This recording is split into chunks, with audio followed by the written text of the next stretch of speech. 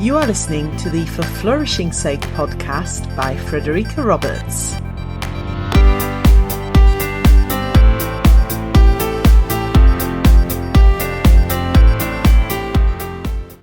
Welcome to episode 44. If you're anything like me and the many friends and family I regularly talk to and see updates from on social media, you are bound to have ups and downs and particularly get days when you're thoroughly fed up with the current COVID-19 situation, whatever lockdown restrictions are in place where you are. After months of living with this pandemic, we're all coming to the realisation that life as we knew it won't exist for quite some time and may in fact never quite return to what it was before. Of course, there are some positives to be found in that, but we're also experiencing a sense of loss, of grief, and of frustration. Personally, I get hit by waves of sadness and nostalgia when I remember a band I've seen live or a band I've always wanted to see and haven't managed to yet. Or when I think about theatre and musical performances I'd booked to go and see, and I weep for the impact on our wider cultural and social experiences that the pandemic is having as theatres and artists are struggling to stay afloat. So if you're having some hard days when everything just seems unbearably sad, you're not alone. I think most of us are going through some form of grief at the moment.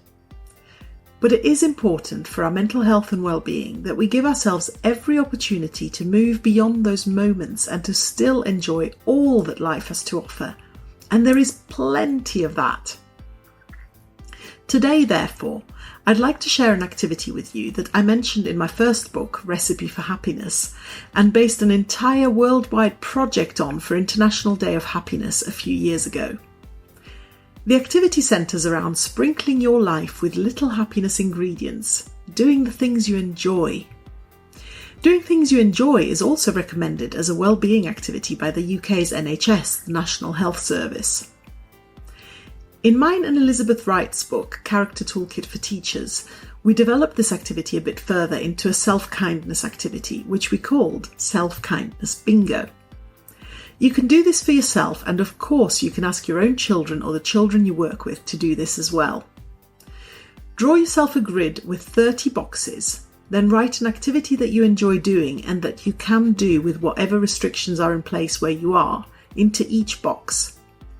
Be as creative as you can. Take your time to think of activities that will really boost your mood. Some could be really quick activities and others might be more time consuming. Bring in some variety as well. Some could be solitary activities like reading a few pages of a good book, and others may involve other people, such as having a socially distanced or a virtual chat with a friend, for example.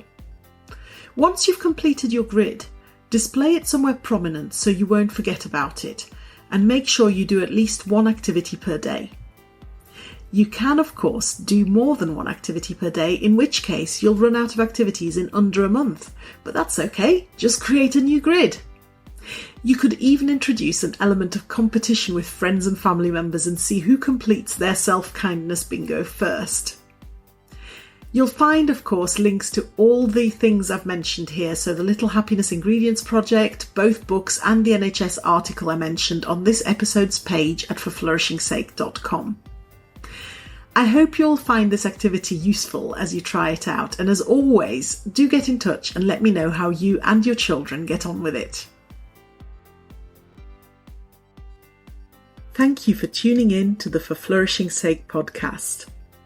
If you found this episode useful, please give it a 5-star rating on iTunes to help it reach more people, and please spread the word. Also, if you haven't already, remember to subscribe so you'll never miss an episode. For Flourishing's Sake is available on iTunes, Apple Podcasts, Spotify, Google Podcasts and Deezer. The book by the same name came out on Kindle on the 18th of June and will be out on paperback on the 21st of August. You'll find it on all the major online book retailer sites. It's jam-packed with evidence-based strategies for whole school positive education with case study examples from a wide range of schools from around the world. So why not order your Kindle copy now or pre-order your paperback so you'll receive it as soon as it's published.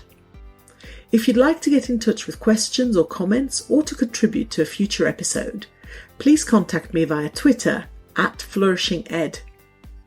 You can also leave comments on individual episode pages on the forflourishingsake.com website. I look forward to hearing from you, and until next time, for flourishing's sake, have a great week.